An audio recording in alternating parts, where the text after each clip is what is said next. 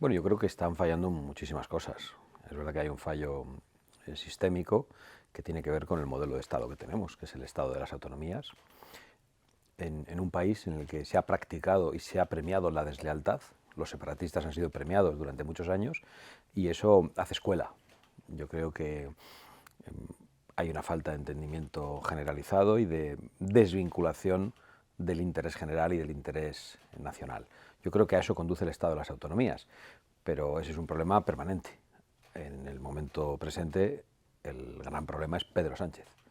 El fallo de las infraestructuras se llama Pedro Sánchez. Lo que ha ocurrido en España con el apagón está ocasionado por el fanatismo ideológico. Este tipo de apagones se producen en Cuba por fanatismo ideológico, porque piensan que puede funcionar un sistema comunista y no puede funcionar, y se producen en sitios como España por fanatismo climático, fanatismo verde. El gobierno estaba advertido de que sustentar un exceso de nuestra producción eléctrica en las renovables podía conducir a riesgos. Estaba advertido por Red Eléctrica, estaba advertido por expertos, se había dicho, Vox había hablado de riesgo de apagones y decían que era un bulo de la ultraderecha, y el apagón se ha producido. Y el apagón se ha producido por culpa de Pedro Sánchez. Es el principal responsable. Y es el principal responsable de todas las consecuencias personales y económicas de este apagón. Sí, yo creo que en este caso el fanatismo ideológico lo explica todo. Cuando uno quiere aparecer ante el mundo como el campeón de las energías renovables y quiere colocar a España como el país que apuesta más por las renovables y con un porcentaje de uso de las mismas, que son energías más inestables, que nos puede llevar a esta situación, la causa es ideológica. Luego puede salir Pedro Sánchez a echar la culpa a las centrales nucleares o a quien le dé la gana, pero ya hemos aprendido que la verdad siempre es el punto opuesto al que señala Pedro Sánchez. Llevamos soportando los 6 años y cuando él hace una afirmación categórica sabemos que la verdad está en el lado opuesto. Él ha culpado a los operadores privados, que no son operadores privados, por cierto, que son entidades donde hay socialistas colocados a dedo, tomando decisiones ideológicas y condicionando las decisiones de los técnicos. Y por lo tanto yo creo que en este caso la cuestión ideológica y el fanatismo climático, el fanatismo verde de Pedro Sánchez lo explica todo. Y en este momento de Pedro Sánchez, pero ese fanatismo ideológico y fanatismo verde es de origen bipartidista en la Unión Europea. Ha sido perseguida la energía nuclear durante mucho tiempo.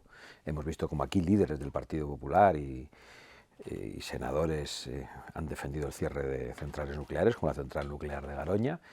Ha habido una criminalización de la energía nuclear que ha colocado a España en problemas, no solo de la energía nuclear, de las energías térmicas, y hemos visto qué es lo que ocurre con un apagón, pues que la gente tiene que tirar de generadores, tiene que utilizar el gasoil, tiene que tirar de los coches de combustión y tiene que tirar del dinero en efectivo que también quieren prohibir desde la Unión Europea bipartidista.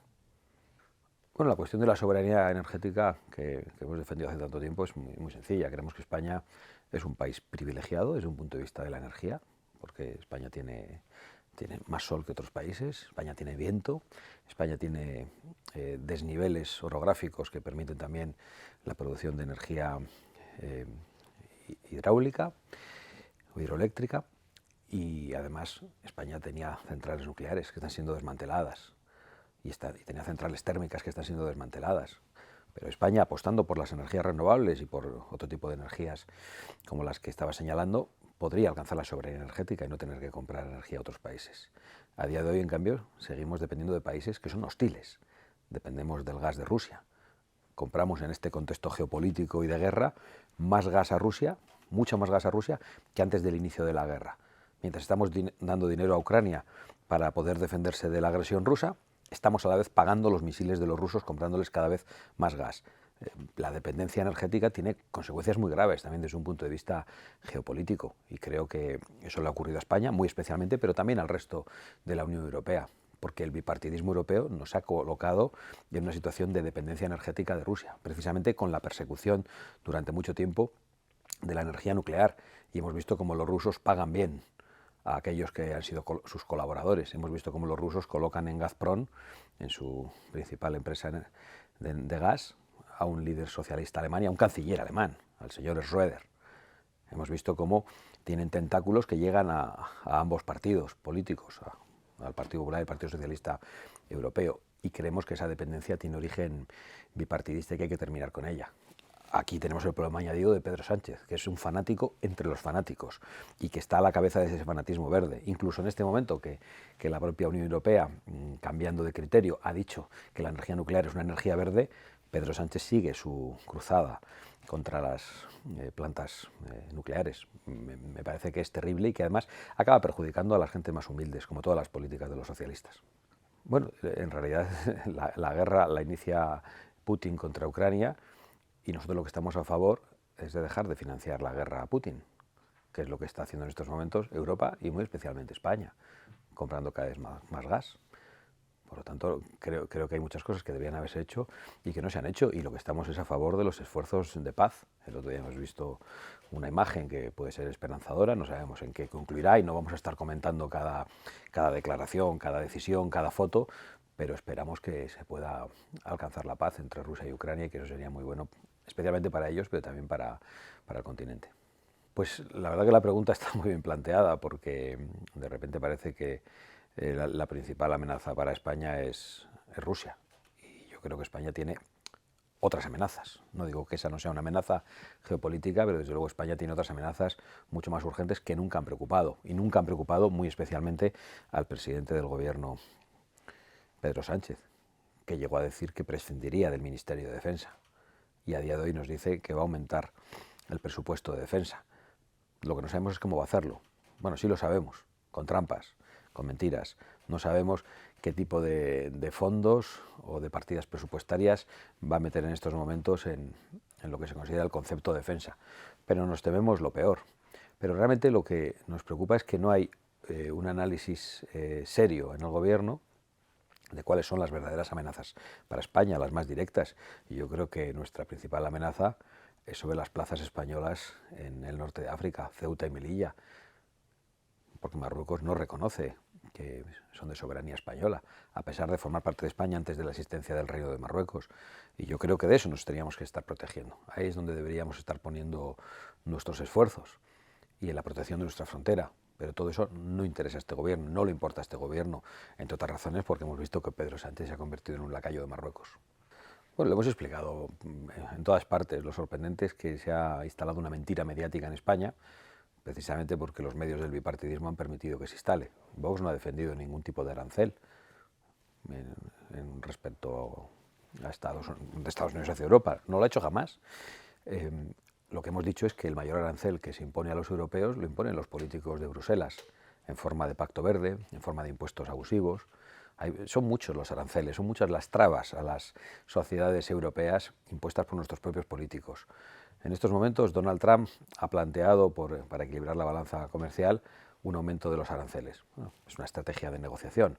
Ante eso se puede optar por la guerra comercial o por negociar. Yo creo que la posición de Giorgia Meloni, en vez de decir que Trump es el jefe de una manada de gorilas, como ha dicho el portavoz del Partido Popular en Europa, pues la señora Giorgia Meloni ha ido a Washington, ha tenido una interlocución adecuada con Donald Trump y ha hecho ahí unos planteamientos que pueden llevar a un desbloqueo de esa hipotética guerra comercial y de esa imposición de aranceles. Hay aranceles recíprocos entre la Unión Europea y Estados Unidos y habría que ver quién es más beneficiado o perjudicado, pero tenemos que asumir que cuando un líder político quiere defender sus intereses nacionales, pues hay que afrontar una negociación. Y yo creo que entre líderes que defienden los intereses nacionales propios, no los nuestros, porque Trump no defiende nuestros intereses, lógicamente defiende los suyos, pero entre líderes que defienden sus intereses nacionales, como Giorgia Meloni y Donald Trump, pueden entenderse. Con quien no puede entenderse es quien no defiende intereses nacionales, quien defiende intereses de una casta de Bruselas, quien defiende intereses globalistas o quien defiende intereses chinos, como el presidente del gobierno Pedro Sánchez. Yo creo que entre las posiciones que se pueden tomar en estos momentos en Europa respecto a Estados Unidos, pues hay una antítesis clarísima entre la que representa Giorgia Meloni o Víctor Orbán, por un lado, y la que representa Pedro Sánchez, por otro lado. Yo me alegro de estar en las posiciones de Giorgia Meloni y de Víctor Orbán.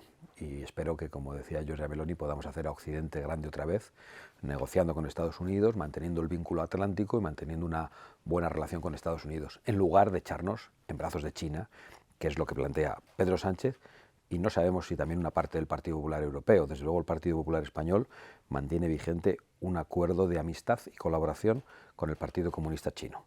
Lo han bajado de la página web, pero ese acuerdo de colaboración y amistad sigue vigente. Bueno, yo creo que eso es muy esperanzador para, en primer lugar, para los estadounidenses que le han votado, pero creo que para muchas personas a lo largo y ancho del mundo. Creo que ha encabezado no solo Donald Trump, Javier Milei y otros muchos líderes, también las fuerzas patrióticas de la Unión Europea, una revuelta frente a la ideología de género, frente a la ideología woke, que está siendo muy potente, porque responde al sentido común. Es una revolución del sentido común. En esos mismos términos se expresaba el presidente de los Estados Unidos, y yo creo que eso va a cambiar el mundo. De verdad que entre las propuestas y decisiones políticas habrá algunas que nos gustan más, como esas, y otras que nos gustan menos porque pueden afectar a nuestros intereses nacionales, pero lo entendemos. Entre aliados comprendemos que cada uno defienda sus propios intereses. Pero yo creo que en la balanza es realmente positivo lo que está ocurriendo en Estados Unidos, lo que está ocurriendo en Hispanoamérica con Javier Milei y lo que va a acabar ocurriendo en Europa. Hoy en Europa las fuerzas patrióticas y soberanistas, si formaran un único grupo, serían la primera fuerza del Parlamento Europeo. Yo creo que en todas partes hay que hacerlo de la misma manera y tiene que haber una oposición frontal, diaria, por tierra, mar y aire. No puede haber treguas al Partido Socialista y no puede haber treguas a Pedro Sánchez. A veces se habla de sanchismo, pero el problema es el socialismo, lo es en todo el mundo. En España el socialismo adquiere unos ropajes especialmente extremistas con Pedro Sánchez, que además se rodea de todos los enemigos de España, de la convivencia, del orden constitucional, de las libertades de todo tipo, de la propiedad privada, que está entregado a separatistas, a terroristas y a comunistas. Y eso no se puede combatir a tiempo parcial. No es posible hacer oposición al socialismo y a Pedro Sánchez entre semana y dejar hacer al fin de semana, o al revés. Hay que hacerla todos los días. No es posible decir que este gobierno es muy malo y después acudir a cada ronda de contactos del gobierno. Y en ese sentido, yo creo que el Partido Popular está extraordinariamente equivocado y está resultando muy dañino por mantener esa interlocución con el gobierno. Creo que con un gobierno que está arruinando a los españoles, por mucho que ofrezca datos macroeconómicos aparentemente positivos, no hay más que salir a la calle y hablar con cualquier español, no hay más que hablar con nuestros familiares, no hay más que ver nuestras casas para saber que los españoles se han empobrecido, que el poder adquisitivo ha disminuido, que cada vez es más difícil tener un trabajo que permita llegar a final de mes, que cada vez es más difícil acceder a una vivienda, que cada vez es más difícil formar una familia, que cada vez es más arriesgado salir a la calle porque hay más inseguridad.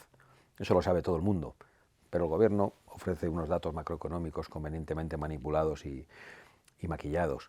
No es posible tampoco acercarse a un gobierno que ha pactado con todos esos extremistas a los que me refería antes, que está saltando las instituciones públicas, desde el Tribunal Constitucional hasta el Tribunal de Cuentas, con el auxilio del Partido Popular, y que está saltando las instituciones privadas. Lo estamos viendo en estos momentos. De eso que llama operadores privados, Red Eléctrica, donde colocan a su gente, a sus fanáticos ideológicos, o Telefónica, donde también el gobierno ha entrado a saco. Incluso en los medios de comunicación que les son afines, no se conforman, quieren que sean aún más afines. Llevando la situación que en estos momentos está el diario El País. Ante un gobierno de esa naturaleza yo creo que no hay nada que transigir y no se puede dialogar. Y por eso nosotros ofrecemos a los españoles una oposición total. Y creo que estamos solos en esa oposición. Bueno, yo creo que ese relato tiene sus adeptos y tiene quienes lo compran, tanto en los medios de comunicación como entre los votantes. Pero creo que ese relato no va a ganar, creo que ese relato está perdiendo. Creo que está instalada la idea entre la inmensa mayoría de los españoles de que Pedro Sánchez está envuelto en la corrupción, que está rodeado por una corrupción que él mismo dirige y que protagoniza y que afecta a su entorno más personal en lo político y más íntimo en lo familiar, a su mujer y a su hermano. No son recortes de prensa, son juicios, son procesamientos, son noticias escandalosas. Y por lo tanto yo creo que eso va a ir desgastando poco a poco al gobierno. Es verdad que produce desesperación que no lo desgaste de una manera más rápida. Produce desesperación, y sé que muchos españoles lo ven así, ver las encuestas y comprobar que Pedro Sánchez tiene una intención de voto del 27%. Y dice, ¿cómo no ha perdido la mitad de los votos? Bueno, él no los ha perdido, porque su extremismo le ha hecho también crecer a costa de los partidos radicales que le sostenían y a los que está vaciando. Pero esos sostenes que tenía, esos apoyos, se están debilitando. Yo estoy convencido que si los españoles tienen la oportunidad de volver a ser preguntados en unas elecciones, y ojalá eso fuera mañana, Pedro Sánchez sale del poder inmediatamente. Pero creo que las investigaciones de corrupción alejan la posibilidad de un adelanto electoral, porque Pedro Sánchez ya solo tiene una esperanza para no acabar sentado en el banquillo, y es utilizar las instituciones a su servicio, como lo está haciendo, de una manera brutal, para protegerse de las investigaciones judiciales. Y sabe que su salida del gobierno le coloca en un banquillo. Y por lo tanto debemos comprender que alguien como Pedro Sánchez, que no tiene límites, que no tiene escrúpulos, va a hacer lo posible para que eso no ocurra. Por lo tanto, la situación es muy grave. Lo que está haciendo el gobierno es algo inaudito porque no lo habíamos visto nunca antes. Pero eso no nos debe confundir, haciéndonos creer que las elecciones pueden ser inmediatamente. Sánchez va a resistir, se va a agarrar con uñas y dientes al cargo porque lo necesita para protegerse, personalmente, no para defender al país. No, hombre, la prioridad de Vox es echar a Pedro Sánchez mañana, pero no para echar a Pedro Sánchez simplemente, para cambiar las políticas de Pedro Sánchez. Si vamos a echar a Pedro Sánchez, como echamos a Zapatero, para poner a Rajoy que hiciera lo mismo, y en este caso va a poner a Feijóo y que haga lo mismo parecido que Pedro Sánchez y no cambie nada, pues es un mal negocio. Entonces, nosotros pensamos que echar a Pedro Sánchez es una prioridad, pero con un objetivo concreto para el día siguiente. Nosotros no queremos crecer a costa del desgaste de España. Es verdad que estamos creciendo como consecuencia de la crisis de toda índole, nacional, institucional, de corrupción, pero eso no es culpa nuestra. Crecemos por la inseguridad en las calles, porque somos los únicos que estamos defendiendo una política de control de fronteras y de expulsión de ilegales y de delincuentes, pero eso no es culpa nuestra, es culpa de quienes nos han llevado a esta situación. Pero lo creo firmemente. A mí me impresiona mucho la figura de Pedro Sánchez desde el punto de vista de su desaprensión emocional, de su absoluta desvinculación del interés general, de su capacidad para mentir siempre y en todo lugar y para sostenerse en el poder. Me impresiona que cualquier catástrofe la utilice a su favor. Da igual una guerra, en la que, por cierto, él es uno de los financiadores del agresor. Da igual el COVID, donde nos encerró ilegalmente en nuestras casas. Da igual una catástrofe como la de Valencia, donde pronunció aquella frase terrible de si quieren ayuda que la pidan, por no entrar en las causas de la catástrofe, que tienen de nuevo que ver con ese fanatismo verde que derriba presas, que impide construir infraestructuras hidráulicas, que prohíbe limpiar los barrancos donde se produjo la venida de agua. Al final le vemos cómo actúa en las peores circunstancias, o en la cuestión migratoria, alentándola de manera permanente, ofreciendo regularizaciones masivas, en este caso junto al Partido Popular, solo se distinguen en el número de gente que quieren regularizar de los que han entrado ilegalmente, y eso en contraste con cómo se ayuda a los españoles, tarde y mal en Valencia y tarde y mal, por ejemplo, en La Palma, tras el volcán. Tengo una consideración de Pedro Sánchez que no puede ser más negativa. Creo que Pedro Sánchez es lo peor que le ha pasado a España en siglos. Bueno, no tengo ninguna duda de que hay un plan para acabar con Vox y que Vox es hoy la verdadera piedra en el zapato de este gobierno. Pero me alegro de que intenten hacer esa reforma legal, porque lo que demuestra es que no creen en la denuncia que plantearon en los tribunales. Porque si tienen que hacer una reforma legal es porque hemos actuado legalmente y que por lo tanto su denuncia por financiación ilegal es una denuncia puramente política ante los tribunales. Tengo una gran tranquilidad con ese asunto. En realidad lo que tienen que hacer es no amenazar a los bancos y a las empresas españolas para que discriminen a Vox.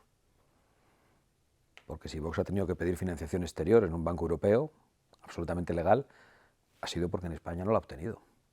Y eso yo creo que nos tiene que hacer pensar. Cuando sale el presidente del gobierno públicamente y pide a las empresas privadas españolas que actúen contra Vox, igual que las empresas alemanas actúan contra Alternativa por Alemania, ¿qué está haciendo el presidente del gobierno? Está diciendo a las empresas privadas que actúen contra 4 millones de españoles, que actúen contra una parte de sus clientes. Es muy grave. Y luego cuando Vox va a pedir ayuda bancaria para una financiación de una campaña que luego puede devolver, pues se encuentra con dificultades. ¿Por qué? Por la presión del poder otra vez. Sánchez tiene un carácter absolutamente totalitario. Sánchez es un peligro para la democracia, es un peligro para las instituciones, es un peligro para la separación de poderes y para el Estado de Derecho. Y en eso Vox es perjudicado, pero el perjuicio que se causa a Vox es muy pequeño al lado del que se está causando a los españoles. Y Vox no ha venido a defenderse a sí mismo, ha venido a defender a los españoles. Somos un instrumento y están intentando que ese instrumento de defensa de España pues cada vez tenga más dificultades. Pero da igual, vamos a salir adelante y vamos a seguir siendo útiles a los españoles. Bueno, supone un claro intento de amordazarnos porque saben que estamos diciendo la verdad. Y saben que la verdad llega a los españoles, también a sus propios votantes. Y no quieren que esa verdad sea escuchada. Entonces, en su desesperación intentan cancelarnos, amenazarnos con querellas y con denuncias. Todas esas denuncias que han presentado contra nosotros han caído en saco roto. Todas han sido archivadas. No estoy diciendo que algún día no ocurra lo contrario. Es en lo que están y probablemente querrán hacer reformas legales para que no podamos hablar, para que perdamos nuestra libertad de expresión. Creo que no es sorprendente decirlo. Estamos viendo a Pedro Sánchez cantar La Internacional, que es una canción que ha acompañado a los peores crímenes de la historia de la humanidad, cantarla a puño en alto. Es un socialista de manual, de los más extremistas, y por lo tanto creo que no debe resultar excesivo que digamos que están dispuestos a acabar con la libertad de expresión. Lo han hecho siempre, donde han conseguido hacerse con el poder totalmente. Lo han hecho en Cuba, lo han hecho en Venezuela y lo quieren hacer en otros lugares. Cada vez quieren una Unión Europea más soviética. Como ya tienen controlados una parte de los medios de comunicación con financiación pública, su último objetivo han sido las redes sociales, en las que han logrado que la libertad de expresión estuviera limitada y que muchas personas, solo de un lado, fueran canceladas, que no se pudiera hablar en las redes sociales de cuestiones migratorias, que no se pudiera hablar de cuestiones de género, porque inmediatamente las cuentas eran canceladas por la presión de la izquierda europea y de la izquierda americana y de la administración Biden. Eso ha terminado con el cambio de gobierno en Estados Unidos. Hoy hay libertad en las redes sociales. Hoy cuando alguien miente en una red social o hay un bulo, las notas de la comunidad desmienten el bulo inmediatamente. Hoy hay mucha más verdad en las redes sociales que en los informativos de las televisiones del bipartidismo. Mucha más verdad en las redes sociales que en Telecinco, que en Antena 3, que en La Sexta o que en La 4, con excepciones. Y quieren terminar con esa verdad, no, porque no quieren que el mensaje llegue. No solo quieren arruinar a los europeos y condenarles a la inseguridad, sino que quieren que los europeos no puedan denunciarlo. ¿Qué está ocurriendo en Inglaterra? Que la denuncia de las consecuencias de la inmigración ilegal y de las violaciones masivas que se produjeron están llevando a una represión total por parte del gobierno británico, que manda a la policía a la casa de la gente que ha puesto un post en Twitter y ha llegado a meter en la cárcel a la gente. Eso era impensable en Europa. Luego viene el vicepresidente de Estados Unidos y apela a los valores compartidos, el respeto a la democracia, a la libertad de expresión. Y dice, bueno, parece que Europa ya no quiere defender la libertad de expresión. Y la respuesta de los políticos europeos, ¿cuál es? Es inaceptable lo que ha dicho el vicepresidente de Estados Unidos. Es decir, es inaceptable que alguien pueda expresarse libremente y decir lo que están haciendo. Yo creo que el mundo está cambiando de una manera acelerada. Creo que vivimos una encrucijada, pero soy optimista. Creo que va a cambiar para mejor y creo que todos estos signos de extremismo que vemos entre los burócratas de Bruselas, en el gobierno de Sánchez y en la izquierda internacional, en realidad son un buen síntoma. Son un síntoma de desesperación. Cuando solo les queda la censura, cuando tienen que quitarse la careta de una forma tan evidente, es que solo les queda eso, que ya no les queda mucho tiempo. En primer lugar, lanzando un mensaje al mundo para que llegara a las mafias del tráfico de personas y a quienes pretenden venir aquí ilegalmente sin pedir permiso, sin llamar a la puerta, de que el que entra ilegalmente en España no tiene nada que hacer en España. Es decir, que va a ser deportado inmediatamente si es detenido y que no tiene ninguna posibilidad ni de regularización ni de recibir ningún tipo de ayuda pública. Creo que ese es el mensaje que hay que lanzar, porque es de sentido común y porque cualquier mensaje que no sea ese nos va a conducir a que aumente de manera permanente y probablemente exponencial la llegada de personas ilegalmente. Nosotros salimos de los gobiernos regionales y hubo muchas risas y mucho desprecio a la posición de Vox. Se consideró una exageración, ¿no? Porque son 40 menas. Ahora estamos hablando de 4.000 y dentro de poco hablaremos de 40.000. Y nosotros hemos decidido poner pie en pared. No es una cuestión de número, es una cuestión simbólica. Y si no se afronta, el número será cada vez más grande. Eso es lo primero que hay que hacer. Y yo creo que cuando se haga eso, la situación empezará a cambiar. Vamos a decir lo que hemos dicho desde el principio. La inmigración hay que regularla en función de las necesidades de la economía nacional y en función de la capacidad de adaptación de los inmigrantes que pidan venir a España. Y yo creo que lo que tenemos que hacer, si necesitamos que nazca más gente, no es importarla. Necesitamos que los jóvenes españoles puedan formar familias, puedan acceder a una vivienda, puedan tener hijos y tener una familia como la que tuvieron sus padres. Esa es mi prioridad, esa es la prioridad de Vox. Creo que esa es la prioridad de un gobernante que quiere representar a su pueblo. Yo no puedo decir, no, pues vamos a traer inmigrantes para que nos paguen las pensiones. ¿Pero qué tipo de estafa es esa? En primer lugar, porque muchas veces vienen en situación de necesidad y lo que suponen es un coste social, que acaba afectando a las personas más desfavorecidas. Viene una situación de necesidad que les lleva a los barrios más depauperados y los convierte en aún en más pobres y más inseguros. Y encima, ¿qué vamos a traer? ¿A los mejores? Como decía Carmena, los mejores eran los que en esas especies de juegos del hambre saltaban la valla. Que vengan, porque son los mejores, decía. Para que nos paguen las pensiones. ¿Y quién paga las pensiones en sus países? Allí que se queden allí, ¿quién? Los viejos y las mujeres, porque solo vienen hombres en edad militar y bien fornidos. ¿Qué tipo de nuevo colonialismo es ese? Que además sirve para abaratar los salarios. Es que yo creo que es la cuestión migratoria, tal y como se ha planteado en la Unión Europea, es algo que está pensado con el culo, perdón. Es que parece increíble que nos hayan condenado a esto. En relación a la inseguridad, en relación al censo electoral, en relación a los servicios públicos, a la atención sanitaria, es que parece increíble. Es como una especie de pesadilla que yo creo que la gente no comprende. ¿Cómo se ha podido hacer tan mal? Yo creo que es muy fácil hacerlo mejor, haciendo pocas cosas. Para empezar, y a veces no hace falta ni reformar las leyes, basta con cumplir las propias. ¿Cómo es posible que el Partido Popular y el Partido Socialista no quieran hacer respetar sus propias leyes de extranjería? ¿Para qué tenemos leyes de extranjería si cada 2 por 3 quieren hacer una regularización masiva? Si regularizamos a 500.000 como quiere el PP o a 800.000 como quiere el PSOE, ¿qué mensaje estamos lanzando a las mafias del tráfico de personas? ¿Se van a enriquecer? ¿Van a empezar a llegar gente a nuestras costas a mansalva? Y nosotros no estamos para transigir con ese asunto. Y nos da igual lo que nos digan y nos da igual quién nos lo diga o qué institución nos lo diga. Nuestra posición va a ser absolutamente firme porque es en defensa de los intereses nacionales y de los intereses de los españoles, especialmente de los españoles más desfavorecidos. A mí me da risa. A mí Aitor Esteban me parece un personaje absolutamente ridículo, sobrevalorado. Es bochornoso cómo la casta política española lo ha aplaudido en su despedida del Congreso. Y, hombre, ¿por qué no va a apellidarse o llamarse Mohamed Hassan, el presidente del PNV, si ya se llama el actual Luis y se apellida Esteban? Porque Luis Aitor Esteban no habría sido aceptado dentro del Partido Nacionalista Vasco por el fundador del PNV, porque no tiene los apellidos vascos necesarios, porque tiene origen en Soria. Pues es lógico que un señor de Soria que hoy preside el PNV pues tenga que decir que el PNV lo puede presidir un señor de Rabat. Me da la risa. Esos que se han enfrentado a la patria común, a España, que han traicionado a sus antepasados, que han traicionado nuestra historia común, que han traicionado lo que los vascos hicieron en la construcción de España, defendiendo una falsa identidad desvinculada de la nación, hoy digan que esa identidad puede ser islámica.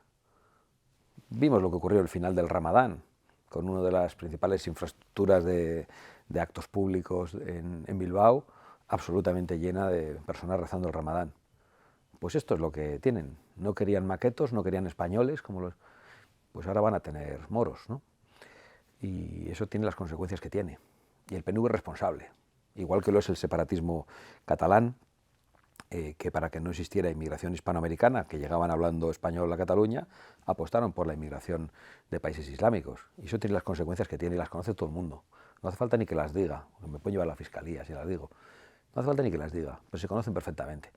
Y eso que ha hecho el PNV y Convergencia y Unió y Junts en País Vasco y Cataluña es un poco más exagerado, pero no mucho más exagerado que lo que ha hecho el Partido Popular y el Partido Socialista en toda España. Bueno, yo si pensase que estamos abocados a ello, probablemente dejaría esta lucha. Me dedicaría a otra cosa, o me iría de aquí. pero no lo creo. Creo que podemos evitarlo, creo que podemos revertirlo. Y por eso yo me dedico a lo que me dedico, por eso tengo este compromiso y por eso creo que tienen este compromiso, entre otras muchas razones, miles y miles de personas con Vox, porque tenemos esperanza en España, porque pensamos que las cosas se pueden evitar y que lo que se ha degradado y lo que se ha destruido se puede reconstruir. Esa es nuestra labor, nuestra obligación y nuestra esperanza. Si yo hubiera perdido la esperanza no estaría sentado en esta entrevista. Por lo tanto, no estamos abocados a la islamización, no estamos condenados a ello.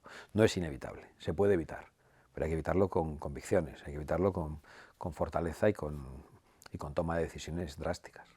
Bueno, yo no voy a decir nada distinto a lo que he venido diciendo desde las elecciones europeas, y es manifestar mi respeto por las personas que pensaron que para defender los intereses de España tenían que apostar por esa opción política, y esas personas tienen mi respeto y hoy tienen mi solidaridad por la situación que están padeciendo. Creo que esas personas actuaron patrióticamente, queriendo luchar contra la corrupción y defendiendo los intereses de España, y por lo tanto, insisto, yo entonces manifesté mi respeto a estas personas y hoy quiero manifestar mi solidaridad con esas personas que estoy seguro que lo están pasando mal y que no se sienten representados.